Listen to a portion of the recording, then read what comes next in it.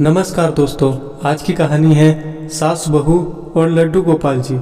सासू माँ हर रोज ठाकुर जी की पूरे नियम और श्रद्धा के साथ सेवा करती थी। एक दिन शरद ऋतु में सासू माँ को किसी कारणवश शहर से बाहर जाना पड़ा। सासू माँ ने विचार किया कि ठाकुर जी को साथ ले जाने से रास्ते में उनकी सेवा पूजा नियम से नहीं हो सकेगी। सासू माँ ने विचार किया कि ठाकुर जी की सेवा का कार्य अब बहू को देना पड़ेगा, लेकिन बहू को तो कोई अकल है ही नहीं कि ठाकुर जी की सेवा कैसे करनी है। सासू माँ ने बहू को बुलाया और समझाया कि ठाकुर जी की सेवा कैसे करनी है, कैसे ठाकुर जी को लाड करना है। सासू माँ ने बहू को समझाया कि बहू, मैं यात्रा पर जा रही हूँ और अब ठाकुर जी की सेवा पूजा का सारा कार्य तुमको करना है।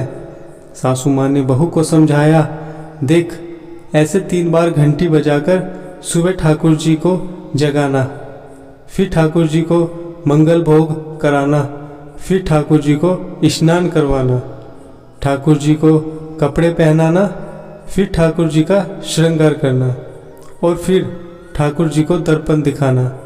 दर्पण में ठाकुर जी का हंसता हुआ मुख देखना, बाद में ठाकुर जी को राजभोग लगाना। इस तरह सासू माँ बहू को सारे सेवा नियम समझाकर यात्रा पर चली गई। अब बहू ने ठाकुर जी की सेवा कार्य उसी प्रकार शुरू किया जैसे सासू माँ ने समझाया था।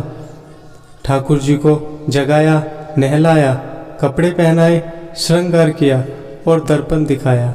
सासू माँ ने कहा था कि दर्पण में ठाकुर जी का हंसता हुआ चेहरा देखकर ही राजभोग लगाना।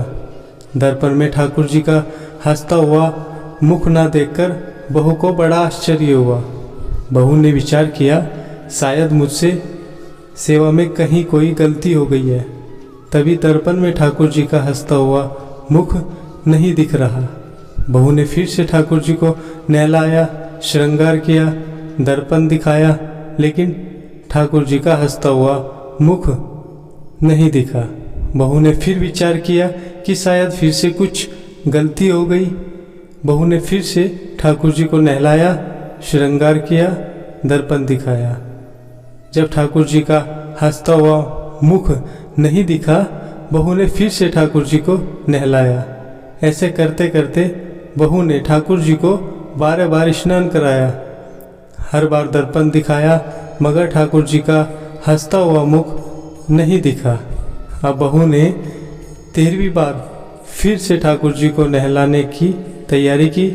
अब ठाकुर जी ने विचार किया कि जो इसको हंसता हुआ मुख नहीं दिखा, तो ये तो आज पूरा दिन नहलाती रहेगी।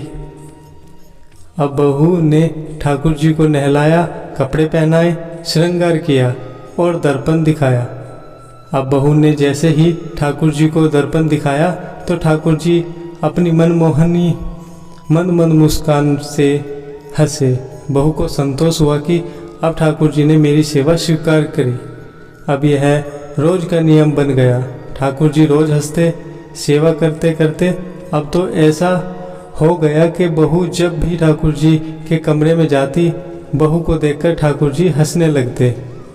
कुछ समय बाद सासू माँ वापस आ गई। सासू माँ ने ठाकुर जी से कहा कि प्रभु, क्षमा करना, अगर बहू से आपकी सेवा में कोई कमी रह गई हो तो अब मैं आ गई हूँ, आपकी सेवा पूजा बड़े ध्यान से करूँगी।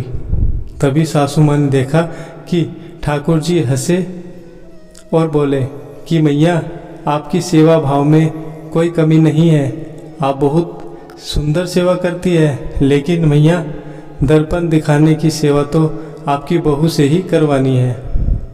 इस बहाने में हंस तो लेता हूँ। निश्चल सेवा भाव से प्रभु भी प्रफुल्लित होते हैं। जय हिंद, जय भारत।